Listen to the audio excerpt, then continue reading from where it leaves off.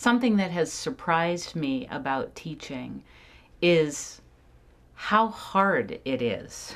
And I say that as someone who loves to teach. This is what I want to be doing for the rest of my life. The amount of preparation that it takes, the amount of not just really knowing what you're going to be teaching that day, not just being able to think in the big arc of a quarter and keeping in mind one's learning objectives, but then marrying that with what are the techniques that I'm going to use in the classroom.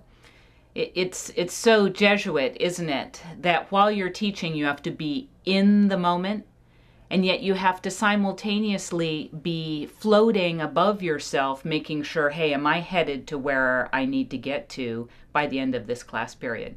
It's a challenge. It's hard work. All my classes involve experiential learning in some way, because I really believe that it's not just through reading the text. Theater texts were meant to be performed and realized, and they're blueprints for that. I don't grade them on their performance, but just that they see this text as something that needs to be realized in time and space. What is that? When I'm directing at Seattle U, it's this unique kind of teaching because I'm teaching through doing what I do as a creative artist.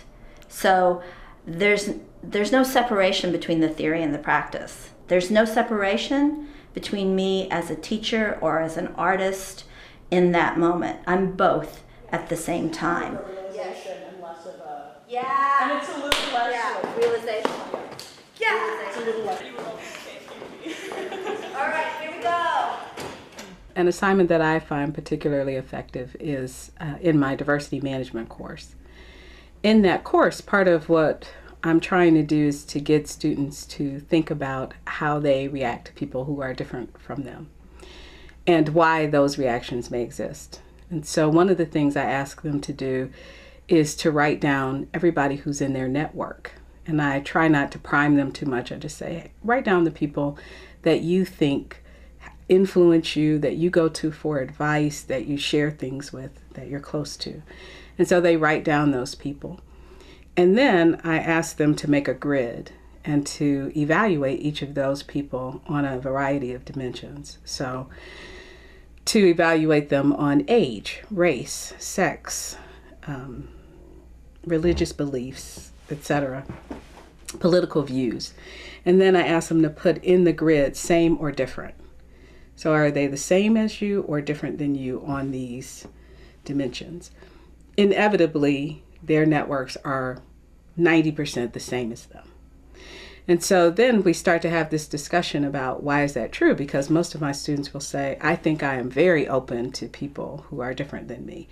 So when you think about that, but your network, the people who are really close to you, to whom you go for advice and things like that, they're so similar to you. How do you think that happened? And if that's true, where do you think you're getting your information from about people who are different than you? They're not in your network, so how do you compile that kind of information? So it's really interesting because by the end of an hour or so, students start to have some real thoughts about, well, where do I get my information from and how do I validate it? And why are these the people in my network? And what would it take for me to have a network that was more diverse? My goal in class is to not have people need to learn through shame. So I'm not interested in having any students, including students that have done something harmful, feel shame, but I still want to clarify, what the ethic of the class is, that the space is supportive of marginalized people, and that everything will be responded to that is, harmful or incendiary. So when someone says something in class that I think is harmful, I am going to address it. When someone has used like a word that really needs attention, sometimes I'll just bring it up on the board. And so I'll just say, as we talked about at the beginning, there's so many words we're all using, we often don't know what they mean to other people. So let's talk about that. So for example, people use lame.